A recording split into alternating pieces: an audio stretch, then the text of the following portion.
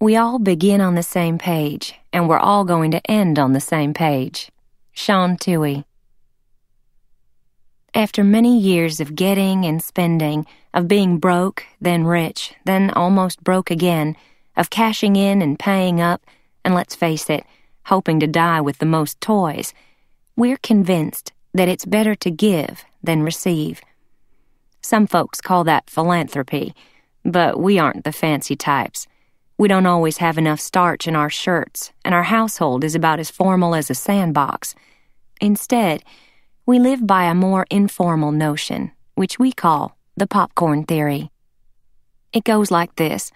You can't help everyone, but you can try to help the hot ones who pop right up in front of your face. The popcorn theory is about noticing others. It starts with recognizing a fellow soul by the roadside as kindred, even if he doesn't seem to belong in your gated community, and, at 6'5" and over 300 pounds, is the biggest piece of popcorn you ever saw. It's about acknowledging that person's potential and value. It's about seeing him instead of looking past him.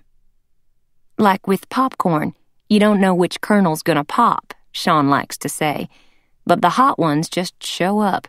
It's not hard to spot 'em. Except that first day, we almost drove right by him. It was a raw autumn morning in late November 2002, the day before Thanksgiving. A light dusting of snow had just fallen, which we in Memphis, Tennessee, being Southerners, considered a blizzard. Ice draped the roof gutters, and the sky was dull and blanched, a waste-colored day. We were on our way out to breakfast. He was trudging down the street in nothing but a t-shirt and shorts, his arms wrapped in a sad knot, his breath visible in the cold. We glanced at him briefly. Then we did what comes too easily to all of us. To be honest, gut-punch honest. We kept on driving and passed him by. Past the occasional patches of snow that lay on the yards like sheets half pulled back. Past the stubbled lawns and the freeze-cracked sidewalks. But as we left him behind, a thought tugged at my consciousness. It was as faint as the wind, as indistinct as the chittering of birds. "Turn around," I said. With that, our lives changed in a heartbeat.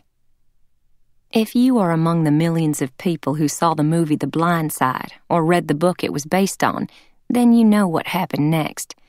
You know how a wealthy suburban couple pulled over and spoke to young, rootless Michael Oher. How Michael was a ward of the state, his mother an addict, his father murdered. How he ran away from 20 foster homes and passed through 11 schools before he met us. How he eventually became a second son to us and earned a football scholarship to the University of Mississippi, where he made the chancellor's honor roll. How he then went on to stardom in the National Football League. How an Academy Award-nominated film was made about our family, and how Sandra Bullock won her first Oscar for her portrayal of me. You probably think you know everything about us, our whole story. Actually, you only know part of it. Don't get us wrong.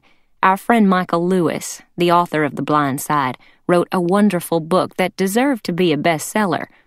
Most of his books sell big. We haven't read all of them, but if you see him, tell him we did. Our friend Sandra Bullock is a brilliant actress, and her stark turn in the movie, all nerve and bluntness, was perfect. I don't actually wear skirts that tight, but it's a minor point. Compared to our real lives, though, the book and movie were just sketches. For instance, people ask all the time, is Leigh Anne Tuohy really like that? Our friends are quick to answer, it's worse. The movie could only get an hour and a half of her in. The truth is, childbirth is easier to explain than our story. So, in this audio program, we'd like to introduce our family properly, tell you how we saw events through our own eyes, and deliver our message in our own voices. It's a message about giving. We often say that our son Michael gave us much more than we gave him.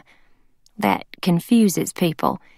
How is it possible that a homeless kid could give anything to wealthy parents who already had 2 perfect children? It's possible because in every exchange with Michael, we came out on the better end. We gave him a home, and he gave us back a stronger and more centered family. We gave him advice and support, and he gave us back a deeper awareness of the world. We gave him love as a boy, and he gave us back a man to be proud of. Each thing we gave to him has been returned to us, multiplied. But before any of that could happen, something else had to happen first. A fundamental precondition had to be met. We had to notice him. We had to see him.